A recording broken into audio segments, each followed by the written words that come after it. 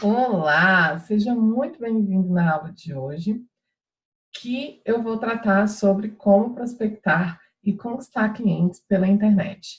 Bom, primeiramente eu quero agradecer o seu tempo, a sua atenção de estar aqui comigo, porque você poderia estar fazendo qualquer coisa, não é mesmo? Poderia estar assistindo outras aulas, poderia estar fazendo alguma coisa do seu interesse, como assistindo uma televisão, ou um vídeo, ou estando com seu namorado, ou estudando, enfim, você poderia estar fazendo qualquer coisa, mas você está aqui comigo, né? Me dando sua atenção para você aprender um pouquinho sobre como prospectar e conquistar clientes pela internet. Então, no que depender de mim, eu prometo te oferecer o máximo de valor que eu conseguir, tá? Sobre o que a gente vai falar hoje? Vou falar sobre como prospectar e conquistar clientes pela internet, né? Isso é possível, Brenda? Isso é super possível. Aqui estão alguns dos depoimentos. Vou até diminuir um pouquinho minha tela aqui para que não te prejudique na hora de ver aqui. Aqui estão alguns dos depoimentos das minhas alunas que fizeram parte do treinamento 7 Passos para o Instagram de Sucesso. Então, ó, a Bianca aqui falando que ela vendeu a primeira constelação familiar dela online, a Rafaela também falando que já foi abordada lá pelo Facebook, a Andrea também. A Andrea, ela fez com menos de um mês, o Instagram dela já estava dentro dos 7 passos e ela já estava tendo resultados. Então, é super possível isso. Além de eu mostrar aqui para você os meus resultados, né? Aqui foram prints que eu tirei antes de eu fazer essa palestra, né? Que eu fiz no mês de março. Então, antes de eu construir essa palestra, eu fiz uns prints do meu WhatsApp. Eu quero até compartilhar com você aqui ao vivo. Então, peraí, deixa eu parar de compartilhar essa tela aqui e vou compartilhar a tela aqui do meu WhatsApp com você, para que você possa ver em tempo real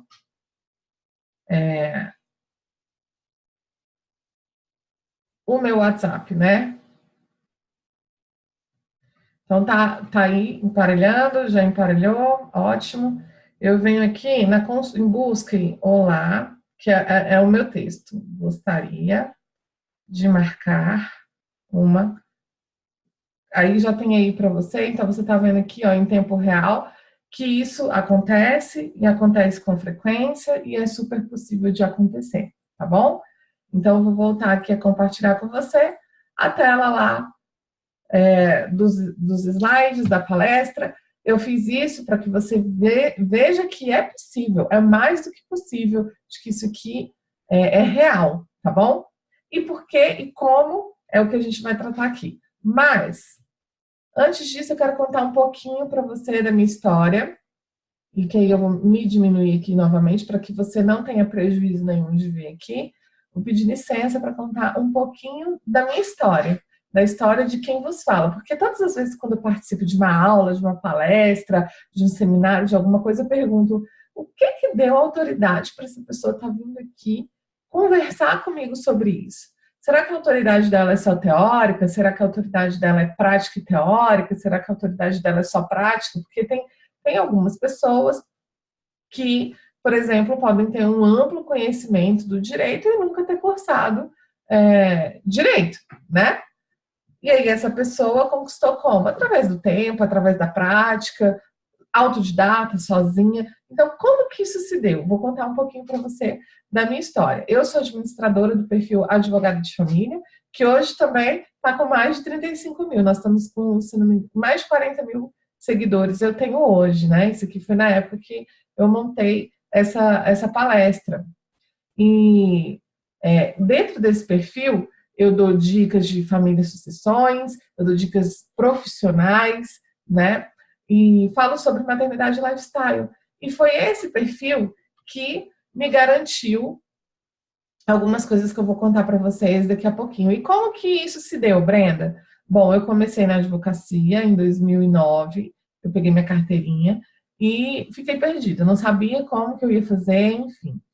E comecei sozinha pelos meus próprios passos, porque eu não conseguia espaço como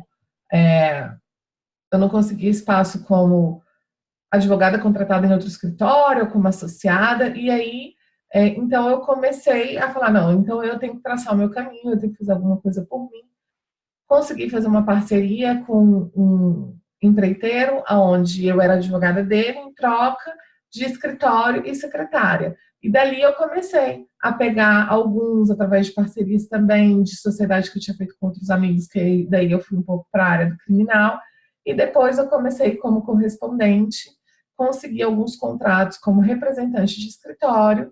E então eu tinha uma demanda grande para que eu pudesse realizar o meu sonho, conseguir realizar meu sonho, que não seria de imediato, você concorda comigo? Então, até você ganhar autoridade, principalmente naquela época, que não se usava a rede social para negócios, os perfis eram altamente pessoais, também, 2008 nem existia, 2008, 2009 nem existia Instagram, né? O Instagram, salvo engano, ele veio começar a existir em 2012, nessa época estava acabando o Orkut para iniciar o Facebook, então era uma época ainda que estava se iniciando essa questão das redes sociais, inclusive o Facebook, para entrar, quando eu entrei, precisava de ter um convite. Hoje não, você quer fazer o Facebook, você vai lá e faz você não precisa de convite de ninguém, você vai lá e faz uma página, né? Assim que funciona. Então eu não utilizava, e eu comecei a representar vários escritórios, até eu conseguir ter essa autoridade, eu ia pegando alguns casos de família, mas isso não era o que sustentava o meu escritório. Enfim, eu fiz uma sociedade, permaneci por algum tempo, né, de 2012 a 2015, que eu fiquei com essa sociedade formalmente, e antes disso eu já tinha parceria com essa pessoa que foi minha sócia, enfim, nós trabalhamos juntos 6 anos, e o que acontece? Essa sociedade foi muito mal feita, não tive uma boa experiência. Quem aqui já teve uma experiência ruim com sociedade? Quem? Né? Enfim, se você não teve, pode ser que um dia você ainda tenha alguma história para contar nesse sentido. E o que acontece? No final de 2015, eu tive, então, a intenção de sair e realmente concretizei, sair da sociedade e fiquei perdida, né? Eu estava com problema de saúde, estava grávida, numa gestação de alto risco, de uma gestação que eu queria muito, e eu fiquei em cima de uma cama, então, lutando contra uma bactéria por 3 meses, e tinha acabado de sair da sociedade. Imagina, eu pensei, vou sair dessa sociedade, vou começar a jogar toda a minha energia no mundo, vou, né, fazer tudo aquilo que eu queria fazer, não estava conseguindo, porque ficava ali presa numa sócia, e aí o que acontece?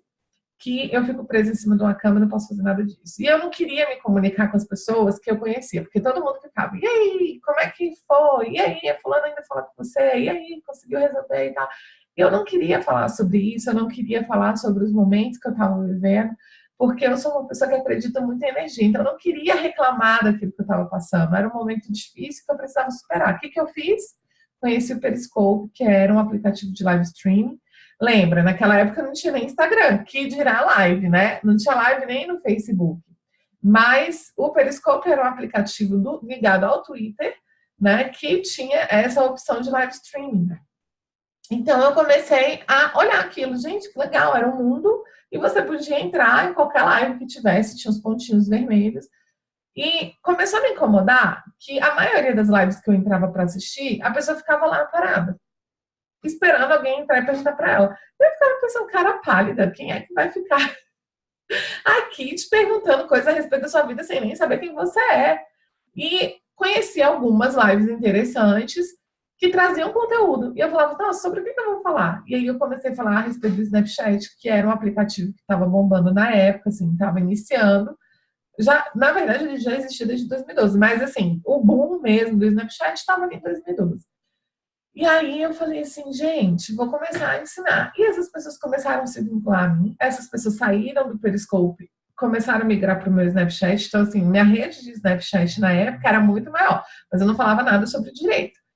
E depois, então, essas pessoas começaram a migrar para o meu Instagram. Então, os meus 10 mil primeiros seguidores vieram de lá. E eu comecei a crescer uma rede falando sobre entretenimento, fofoca, lifestyle, mais ou menos. Fofoca de artista, tá, gente? Pelo amor de Deus. Sobre coisas que aconteciam, né? E comecei a crescer muito, mas também eu comecei a me questionar, porque eu comecei a abandonar um pouco o direito. Eu estava sendo muito vista, e aí as pessoas me faziam convites para presença VIP e tudo, mas assim, do quê? De nada, né? E um dia eu fui fazer uma entrevista no escritório, já tinha um ano mais ou menos que eu não estava estudando direito, você sabe, né? A gente precisa estudar diariamente, senão a gente fica perdida. E eu ia ter uma oportunidade maravilhosa de assumir o lugar do dono, né? Eu seria assessora do dono do escritório. E estava quase tudo certo. Ele falou assim, Brenda, eu vou te fazer uma pergunta aqui. Você domina direito do consumidor? Eu falei, domino. E me fez uma pergunta, aonde dei uma resposta para ele e o entendimento tinha mudado dentro daquele ano que eu não estava estudando. E aí eu perdi a oportunidade por isso. Eu fiquei me questionando, será que é isso? Será que eu quero abandonar o direito para ficar vivendo isso, essa vida de digital influencer? Ou será que é o direito que eu amo? E o direito gritou muito mais forte dentro de mim.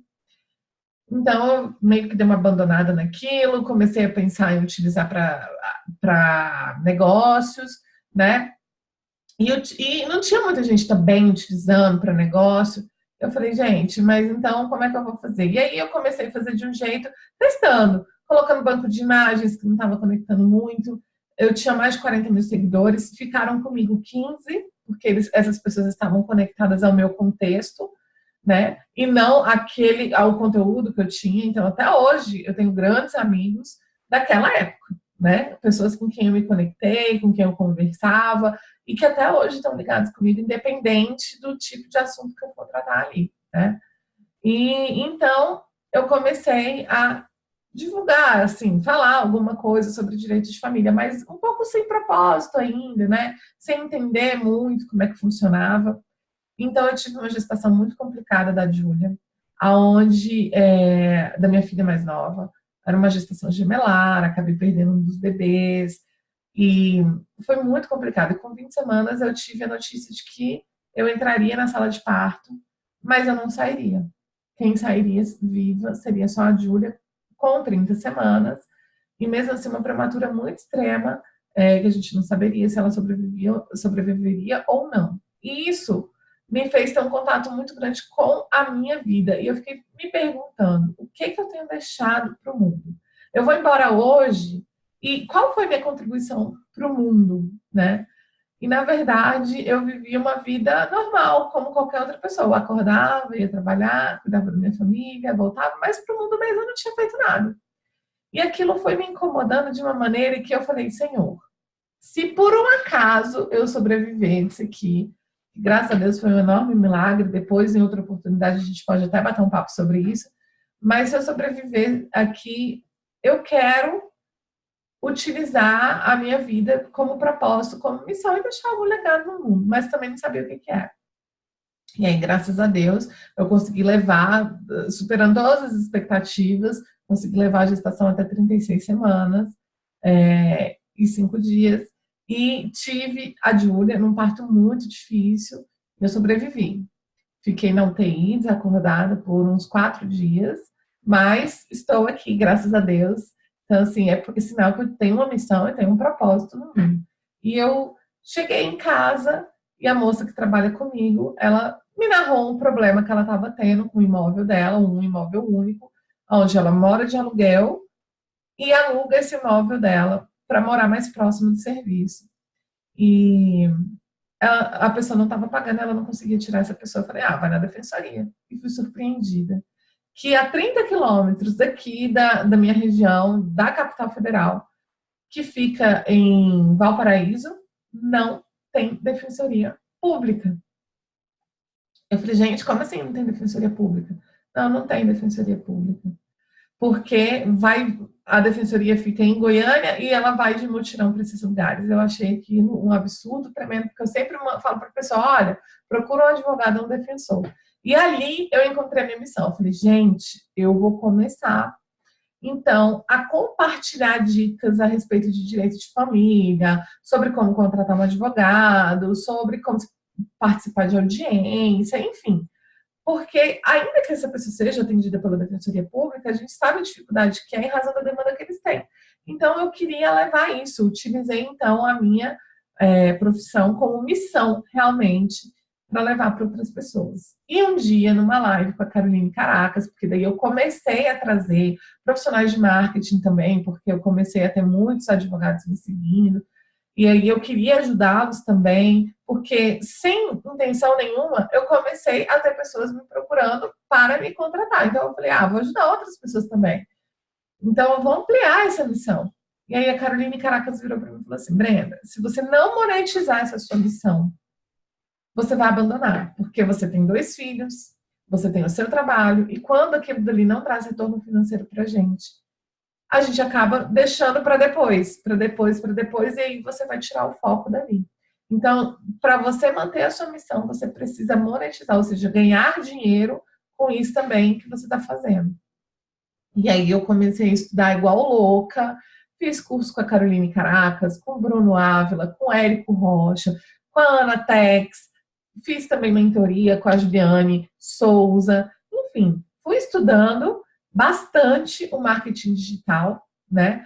E eu já tinha uma bagagem grande, porque meu pai era dono de uma empresa de publicidade e propaganda. Então, eu passei minha infância inteira ali vendo como é que funcionavam as coisas. Trabalhei a minha adolescência inteira. Então, eu já tinha os pilares do marketing, mas eu precisava entender como que isso era hoje dentro do digital. E fui estudando, estudando, estudando, estudando, me aprimorando para poder chegar até aqui onde eu estou compartilhando com você essa minha trajetória, né? Lembrando que depois que eu desfiz a minha sociedade, e aí eu comecei a utilizar o marketing digital, então eu comecei a ter autoridade, visibilidade, pessoas me procurando sem que eu tivesse que estar oferecendo o meu serviço, né? E aí, por conta de todo esse meu trabalho com o marketing digital, eu fui condecorada aí com uma medalha de ouro pela FEBLACA, tá? Em empreendedorismo e marketing para advogados, porque eu comecei, então, a utilizar minha missão também, expandir, não só trazer conteúdo para essas pessoas, né, que eram clientes e prospectos, né, prováveis clientes, e também pessoas que nunca iriam me contratar, enfim, mas que eu estava ali para realmente levar a minha missão. E eu comecei a ajudar outros advogados que também queriam isso. Então, eu fui condecorada aí com esse reconhecimento. E não só isso, também ganhei aqui o título de doutor honoris causa em Direito de Família, justamente por conta do trabalho que eu exerço. Também ganhei um diploma de mérito cultural, também pela questão do direito de família, né? Também pela FEBLACA. Aqui o título de honoris causa, doutor honoris causa em Direito de Família, eu ganhei do Centro Sarmatiano de Altos Estudos Filosóficos e Históricos. Então, assim, realmente o marketing digital, ele te leva para lugares que sozinho, dentro de casa, você não conseguiria, ou sozinho dentro do seu escritório, você não conseguiria, né? Porque você consegue escalar isso, as pessoas conseguem te ver, você consegue ter visibilidade, tá? Então, qual que é o objetivo dessa palestra? Vou diminuir aqui o meu um pouco para não te prejudicar, tá bom? Então, qual que é o objetivo dessa palestra de hoje? O meu objetivo é transmitir para você ensinamento sobre prospecção e conquista de cliente utilizando as redes sociais. E quais são esses ensinamentos? Então, eu vou falar com você sobre jornada de busca do cliente por produtos e serviços, vou falar também para você sobre tipos de cliente, vou falar sobre as necessidades da presença do advogado nas redes sociais e como conquistar cliente por meio de marketing de conteúdo. Então, o que é a jornada do cliente? A jornada do cliente é o seguinte: o cliente está aqui, né, numa boa, e de repente ele se depara com um problema. Então, trazendo aqui para minha área, o cliente está lá vivendo o relacionamento dele numa boa, de repente descobre uma traição e esse marido sai de casa para viver com essa pessoa. Então, apareceu lá a questão da jornada do cliente, ou apareceu lá o problema dele, né? Então, esse problema gera muitas dúvidas para ele, ele não sabe como resolver, e aí ele começa a buscar pela solução do problema. Quem é que ele vai contratar, né? Quem é que ele vai contratar? Como é que ele vai resolver esse problema? Quem é que vai sanar essas dúvidas para ele? Então, ele começa a pesquisar isso hoje. Aonde que ele pesquisa? Né? Pensa aí onde que ele pesquisa hoje. E aí ele encontra um profissional que ele se sente seguro e contrata essa pessoa, tá? Bom, como que era antes, então, essa jornada do cliente? O consumidor, ele não tinha tantos recursos como a gente tem hoje, né? Então, o que acontece?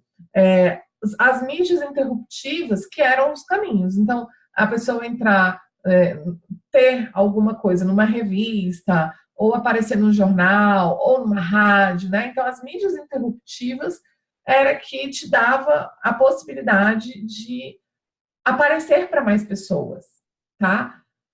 Além de, óbvio, né, da questão do boca a boca, das indicações de lista telefônica, né, de anúncios em jornal, que antigamente tinha muito, mas o forte mesmo, se você queria aparecer para muitas pessoas, você tinha que investir dinheiro nas mídias interruptivas. E como que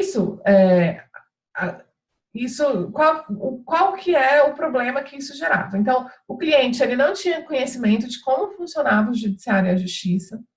Por quê? Porque você chegava lá, nessas mídias interruptivas, só para, como faz hoje o Celso Russomano, na Patrulha do Consumidor, para esclarecer dúvida, para dizer ali como que, teoricamente, soluciona o problema, o que a pessoa tem direito, o que não tem. Então, ele não entendia como que funcionava o judiciário e a justiça. O cliente também ele não entendia como que funcionava o serviço do advogado, né? Então, ele não entendia que o advogado, ele prestava um serviço de meio e não de fim. Ele não tem essa obrigação de ganhar o processo, porque não era falado isso para ele, né? Ele também não tinha fácil acesso ao andamento do processo, né? Ao processo, porque para ele ter acesso ao processo, ele precisava ir lá no judiciário. E muitas vezes ele nem tinha essa orientação, o advogado nem falava nada disso para ele. Então ele ficava perdido, né? Vivendo aquele problema. O advogado precisava realizar muitas diligências, né? E a maior parte do serviço, ele era pessoal. Então, ele não tinha também muito tempo de estar no escritório, de estar atendendo o cliente. Então, a gente tinha muita reclamação em razão de indisponibilidade do advogado, não conseguia falar. Então, essa comunicação, ela não era instantânea e gerava muita insegurança e insatisfação ao cliente, não só ao cliente também, né? Ao advogado. Quantas vezes a gente escuta o advogado reclamando, né? Bom, e hoje? Como que é a jornada do cliente hoje? Hoje, se você for observar, se você for analisar como que o seu público-alvo, o seu prospecto, ele percorre aquele caminho para chegar até você, você vai ver que ele vai fazer pesquisa. Ele vai fazer pesquisa. Então, por exemplo, eu estou com um problema aqui e eu não sei como é que resolve. Se ele não perguntar para ninguém e tiver alguma indicação, ele mesmo pega esse objeto aqui e, deixa eu ver aqui como que soluciona, você tem alguma resposta para isso aqui, não é? Se você vai e pergunta, estou com um problema na área de família, poxa, eu sigo uma advogada muito legal, entra lá no perfil dela, ele vai entrar, vai começar a ver que você consegue solucionar aquele problema dele, que você tem conhecimento para resolver aquele problema dele, e ele vai criando conectividade com você. Quantas vezes a gente não escuta, é porque eu estava querendo fazer um curso de tal coisa, esses dias eu estava na mentoria da Bianca Pisato, e eu estou fazendo uma mentoria em constelação familiar na advocacia. E aí unanimamente, todas as alunas, na hora da apresentação, falaram que estava querendo alguma coisa, um diferencial para dentro da advocacia, resolver o problema realmente do cliente, conseguir levá-lo também a um caminho de solução e não ficar ali no litígio, e que essas pessoas começaram a pesquisar sobre meios que pudessem levar a isso. Então, alguém comentou sobre constelação familiar e essa pessoa começou a pesquisar, né? E aí chegaram até a Bianca, como através da pesquisa. Então, é hoje que funciona. Hoje funciona assim, né? E quais são os problemas que isso trouxe para a gente? É que a pessoa tem acesso a tanta informação, esses dias mesmo, a minha assistente estava me mostrando uma mensagem, a pessoa colocou lá, olá, gostaria de marcar uma consulta, e ela foi olhar minha agenda, falar com a pessoa, não, porque eu quero para agora, para hoje, para esse momento. Ela, olha, eu vou pedir autorização para a doutora para ver se ela consegue te atender amanhã. E quando eu autorizei, porque daí eu tinha que mudar, eu tinha uma consultoria profissional naquele dia de manhã, e aí eu conversei com a advogada se a gente poderia mudar de horário para que eu pudesse atender aquela pessoa que, segundo ele, só podia estar morrendo, né? Querendo resolver aquele problema. Achei até que ele tivesse com prazo. E aí, quando a minha assistente falou para ele, olha, a consulta custa R$ 300, ele falou assim, muito obrigada. Eu achei que esse contato fosse gratuito. Pode deixar que eu procuro no Google ou no YouTube. Então, assim, o problema de hoje é que as informações, elas estão tão disponíveis que a pessoa acha que o Google é uma verdade absoluta. Então, que ela não precisa. Quantas pessoas também tá com uma dor de cabeça, tá com alguma coisa, ao invés dela ir no médico, ela vai lá. Ontem mesmo eu estava na casa da minha mãe, no Dia das Mães, e aí a minha prima falou que ela tá com uma cicatrização hipertrófica no piercing dela, né? Tá nascendo uma bolinha. E aí ela falou que procurou no Google e que tá passando uma pomada. Eu falei, dermatologista pra quê, né? Aí ela E aí acontece isso, né? As pessoas acham que o Google é ali realmente verdade absoluta, que você pode confiar. E não é bem assim, porque existe uma diferença entre a teoria e a prática, né? Então, o problema que a gente tem hoje é esse. Além disso, as informações são muito rápidas. Então, ele tem acesso ao processo, ele tem acesso ao andamento do processo. Muitas vezes, ele sabe que teve uma decisão antes mesmo de você ter tempo de olhar, né? Então, esse é o problema que a gente está enfrentando hoje, tá? Então, vamos falar aqui um pouquinho sobre os tipos de cliente, para você entender como que funciona isso. Então, você já entendeu como é que é a jornada do cliente e que hoje como que ele faz isso? Você precisa de estar em mídias interruptivas? Não, né? Só uma coisa que me veio aqui à cabeça agora, lembrando, esses dias eu recebi uma proposta de um rapaz que ele teria uma revista e que essa revista seria virtual e também seria entregue fisicamente, presencialmente. E aí ele falou bem assim para mim, custa apenas R$ 2.000 para você aparecer nessa revista. E você vai atingir 30 mil pessoas. Eu pensei, gente, que lógica, que sentido faz nisso?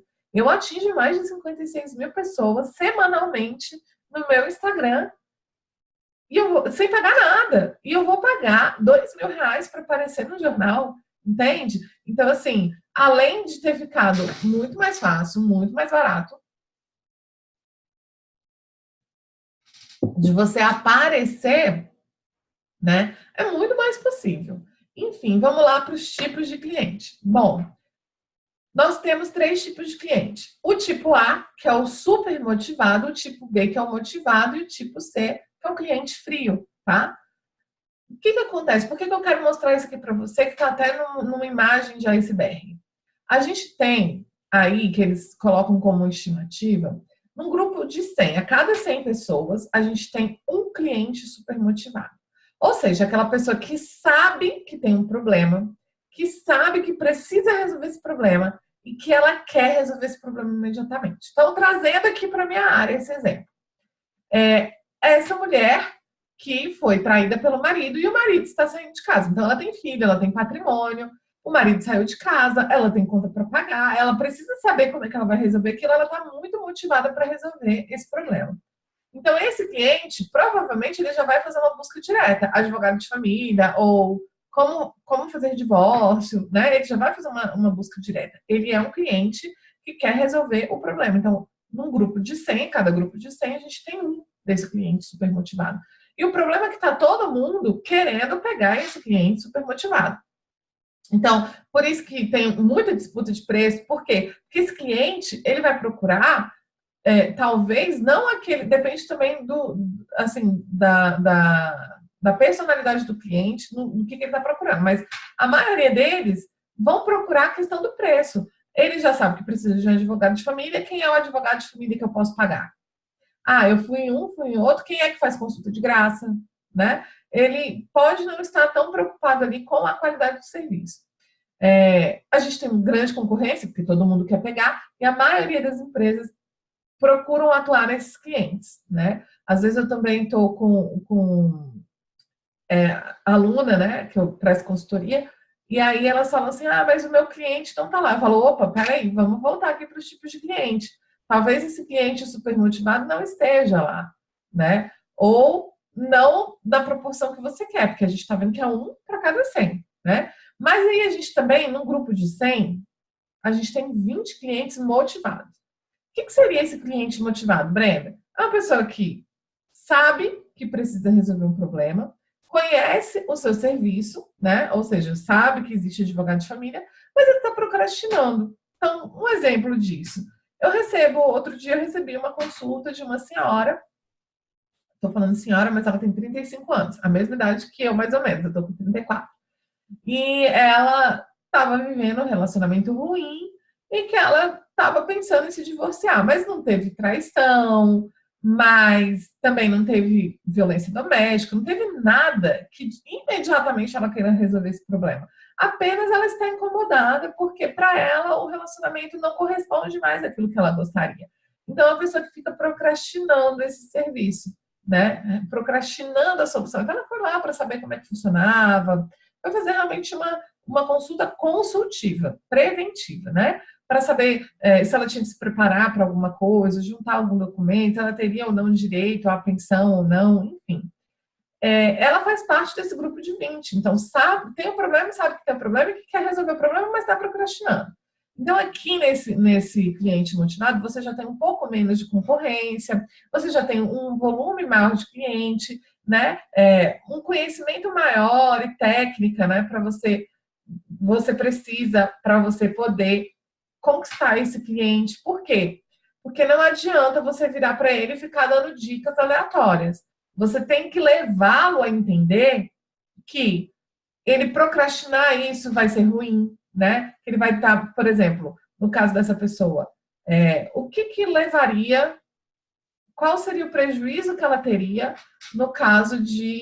qual seria o prejuízo que ela teria no caso de não resolver esse problema imediatamente. Então, esse tipo de conteúdo que você deveria levar para ela, né? Enfim, você precisa de ter maior conhecimento e técnica para você conquistar essa pessoa, né? E a gente tem o grupo C, que seria de clientes frios. O que é um cliente frio? Ele não sabe que tem um problema e ele não sabe que precisa resolver esse problema e ele não está procurando seu serviço. Então, trazendo para a minha realidade, quem seria? Como exemplo, pessoas que vão casar. Então, essas pessoas que vão casar, elas estão preocupadas com docinho, com buffet, com igreja, com vestido, com tudo, menos com regime de bens. E aí, ela casa naquela felicidade toda e na hora de se separar, me faz a seguinte pergunta. Ai, mas não contribuiu com nada, eu tenho que dividir tudo que eu comprei? Então, ela tivesse pensado antes de se casar, né, que o regime que ela queria optar, tendo em vista que ela tem mais condições, que ela tem um trabalho melhor, que ela ganha mais dinheiro, é que o regime que ela deveria optar seria talvez uma separação de bens.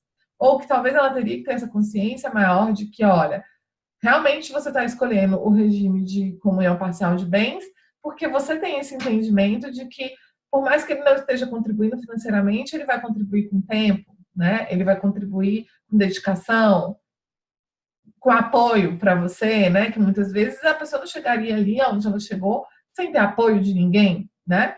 Então, ela precisa disso. E aí, esse cliente, ele tem muito menos concorrência, e você precisa ter muito mais conhecimento e técnica para você conquistar esse cliente, né? Mas é nesse cliente que você pode ter um preço melhor. Por quê? Porque na proporção de 100, 50 é esse tipo de cliente, né? Então, entendido quais são os tipos de cliente, como que funciona, vamos entender o que é prospecção de cliente. A prospecção de cliente, ele é um processo estruturado com o objetivo de te aproximar do seu público-alvo, né? Através de sondagens, abordagens, contatos, né? Para você jogá-lo num funil de vendas, ou seja, desde conhecimento, aí, tem mais interesse? Aí ele vai mais para dentro até ele chegar ali na sua venda realmente, tá? O termo prospecção está relacionado com pesquisa. E prospectar cliente é basicamente isso. Aonde que está o seu cliente, você sabe? Então, eu vou te trazer aqui. Isso aqui é uma pesquisa feita pela Hootsuite e pela We Are Social sobre o usuário na internet, e aí ele fez uma pesquisa mundial, e eu vou trazer dados aqui, vou inclusive diminuir a minha tela para que não prejudique a sua visão. Esses dados aqui que eu estou trazendo para vocês são todos referentes ao Brasil, tá? Então, olha, hoje, dentro da rede social, social media é rede social. nós temos 130 milhões de brasileiros, tá? Então, total de números de membros ativos na rede social, 62% da população total está nas redes sociais, ok? 120 milhões acessam pelo celular, 120 milhões de 130 milhões, que corresponde a 57% de pessoas que utilizam as redes sociais pelo celular. E veja bem, a atenção das pessoas, você tem que estar aonde a atenção das pessoas está. E onde que a atenção das pessoas está? Aqui no celular. A pessoa está dirigindo, ela deveria estar prestando atenção na rua, deveria estar focada no trânsito, e ela está no celular. O passageiro que poderia também estar olhando, então tem aqueles outdoor e tal, que as pessoas investem, ele está onde também? No celular. Então, aonde que está a atenção das pessoas? No celular. A prova disso é que 57% da população utiliza as redes sociais pelo celular. A gente tem aqui um tempo médio, tá, dos brasileiros. Eles utilizam a internet por 9 horas e 14 minutos. Gente, isso é muito tempo. A pessoa, um dia tem 24 horas. De trabalho, ela tem 8. Então, ela fica 9 horas e 14 minutos, a média, porque tem gente que fica mais, tem gente que fica menos, na internet. Sendo que ela gasta, em média, 3 horas e 39 minutos com internet. Tá? 3 horas e 39 minutos com internet. E aí é que eles até colocaram que essas pessoas utilizam 3 horas e 41 minutos com broadcast, streaming, que é live, com vídeos, né? Então, assim, vídeo é uma coisa que conecta bem. E 1 hora ouvindo música, tá? Outra coisa, a questão da frequência. O brasileiro, 85% das pessoas que utilizam as redes sociais olha a sua rede social diariamente. Olha lá, 85%. 9%, ou seja, um percentual muito baixo, pelo menos uma vez na semana, 5% pelo menos uma vez por mês, e 1% menos de uma vez por mês que vê a rede social, tá? E aí eu trago para você, então, um panorama dos usuários das redes sociais para você entender melhor essa pessoa com quem você vai falar e por que, né, que você precisa estar presente nas redes sociais. Porque, como eu falei para vocês, o objetivo é você entender como que funciona a jornada do cliente, que eu já expliquei para você, os tipos de cliente e por que o advogado precisa estar nas redes sociais. Então, eu já te mostrei ali que aonde está o seu cliente, na prospecção, aonde está a prospecção na pesquisa, com certeza ele está nas redes sociais. Agora eu vou trazer para você essa visão dos usuários das redes sociais. Bom, hoje as redes sociais mais utilizadas são o Facebook e o Instagram, sendo que o Instagram cresce muito, tá? A rede preferida é o Instagram. Os principais interesses das redes sociais. Por que as pessoas entram nas redes sociais? O que elas querem ver? Então, 81% quer ver informação sobre a sua profissão ou área de atuação. Então, muitas vezes as minhas alunas falam assim, mas está entrando muito advogado. É claro, é o interesse deles. Eles querem saber sobre a área de atuação. Eles querem saber sobre a profissão, né? 59%, quase 60% quer saber notícias em geral. 59% também, quase 60% também quer entretenimento, festa, eventos, vídeos, né? Filmes. 56,7% quer saber sobre tecnologia, 42% sobre humor, piadas, 36% culinária, 33% sobre hábitos saudáveis, 23% esporte, 23% saúde, 11% religião e 5% outros. Tá? Então, esses são os principais interesses das redes sociais. Sobre sair das redes sociais. Os usuários querem sair do Facebook, 53% das pessoas que utilizam as redes sociais querem sair do Facebook. Depois do Snapchat. E aí, quase que por último, o Instagram, né? Perdendo só para o Pinterest e para o YouTube, né? E olha que dado importante, eles fizeram essa pesquisa e tinham vários motivos para as pessoas quererem sair.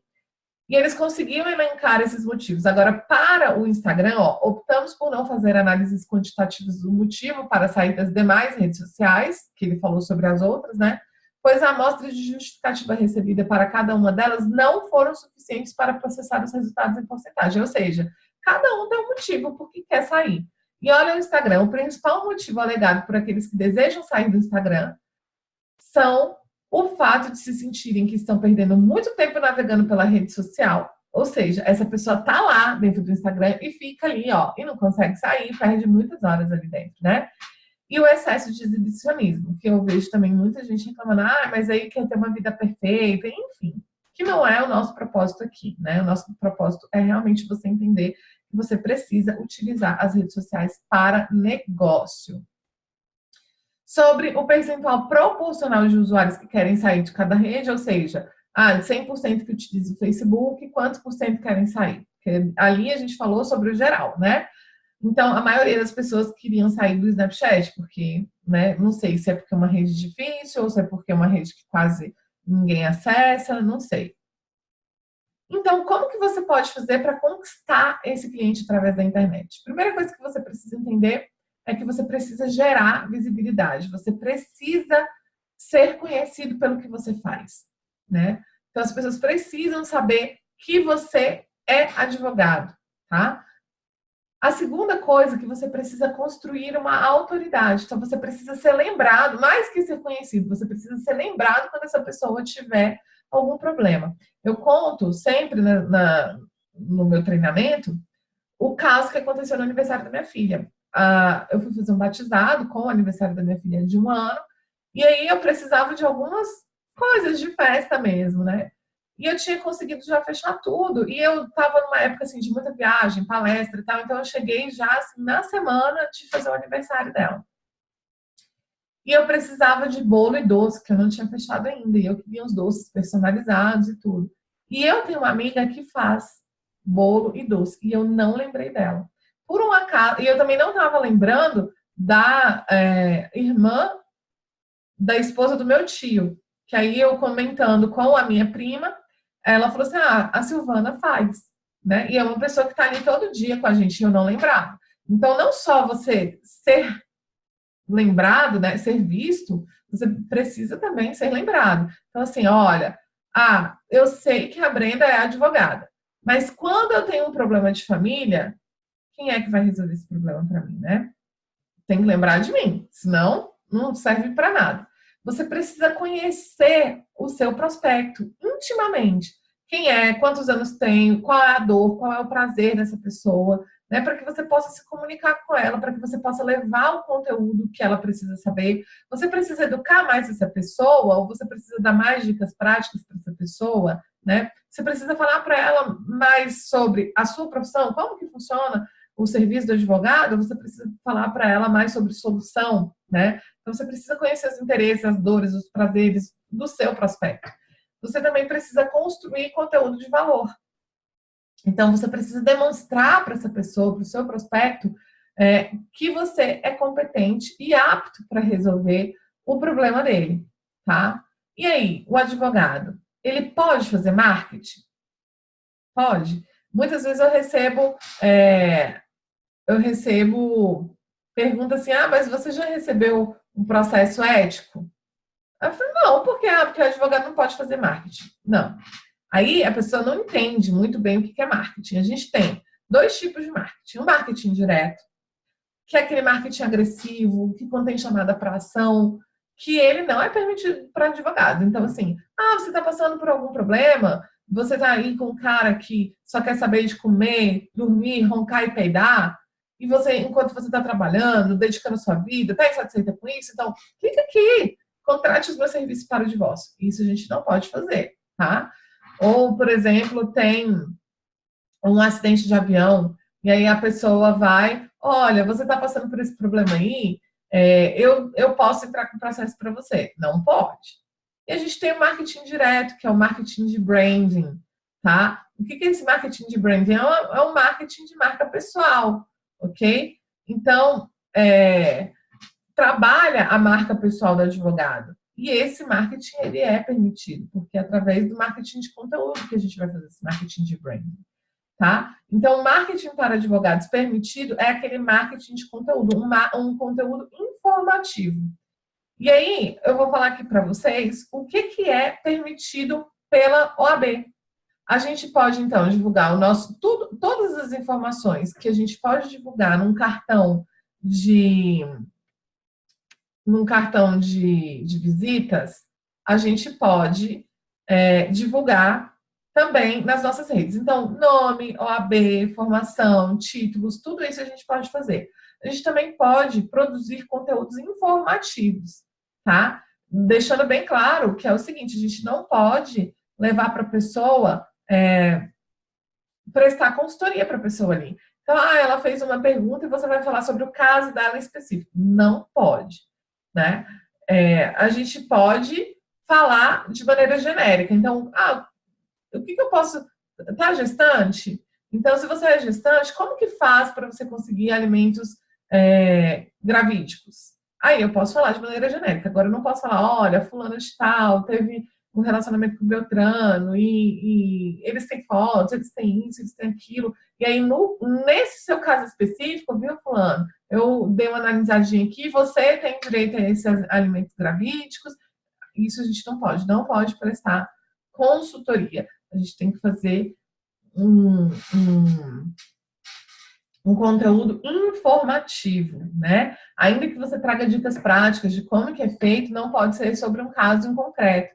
Então, a título de exemplo de conteúdo que a gente pode fazer, a gente pode tratar sobre assuntos especulativos mesmo, trazendo, por exemplo, estudos de casos, mas assim, Tício e Mévio, por exemplo, sabe? Então, você analisar ali uma situação contando uma história de Tício e Mévio, né? Você pode trazer também dicas práticas de como resolver aquele problema. Você pode também trazer conceitos. Então, assim, às vezes, no ideal não é que você fique produzindo conteúdo de conceito, porque as pessoas não estão interessadas em conceito. Elas não estão interessadas na como se faz abdominal correto, elas estão interessadas na barriga tanquinho, né? Então, é importante que você entenda que o que você precisa levar para ela é principalmente demonstrar que você sabe fazer, que você sabe chegar no resultado, que você pode alcançar isso para ela. Lembrando sempre de educar o seu prospecto. Então, também pode fazer conteúdos voltados à educação. Então, como contratar um advogado, aonde procurar esse advogado, o que você tem que observar na hora de contratar, né? Como que funciona o serviço advocatício, cobra ou não cobra consulta. Então, assim, você também pode fazer um conteúdo educacional, que isso não vai ferir as limitações que a OAB trouxe no Código de Ética. Óbvio que você tem que dar uma lidinha no Código de Ética, no Estatuto, né? Também na resolução do Conselho Federal, da OAB, que trata sobre isso. Tem um entendimento sobre a questão aí dos entendimentos dos TEDs, mas é super possível e indispensável que o advogado esteja presente nas redes sociais, que é onde o seu prospecto, com certeza absoluta, está. Então, eu espero trago para você aqui um conteúdo de valor, que isso tenha transformado a sua visão em relação às redes sociais, tenha transformado a sua visão em relação a cliente, tenha transformado a sua visão em como prospectar e conquistar esse cliente pela internet. E quero me colocar à disposição, se você tiver alguma dúvida, se você quiser saber sobre alguma coisa que eu possa te ajudar, entre em contato comigo através do Instagram, Advogada de Família. Me acompanhe lá. Inclusive, se você estiver assistindo essa palestra, me marca, faz um print, faz um vídeo, um bumerangue, qualquer coisa nesse sentido, me marca lá, Advogada de Família, que eu vou ter o maior prazer de te conhecer, de te seguir e de compartilhar também essa informação, tá bom? Estou à disposição, se precisar de mim para qualquer coisa. Se ficou interessado, eu tenho um treinamento que te ensino um passo a passo, tá? Sobre como construir um Instagram de sucesso, chama 7 Passos para o Instagram de Sucesso. É um treinamento muito legal, muito bacana, que abre vagas algumas vezes no ano, não está sempre aberto, tá? Até porque eu preciso entregar as turmas, entregar resultado para essas turmas também. Então, se você ficou interessado, me acompanha lá no Advogada de Família, que estou sempre dizendo lá quando que vai ter a turma, se tem palestra, enfim, coisas desse tipo para poder te ajudar. Um grande beijo para você e até a próxima!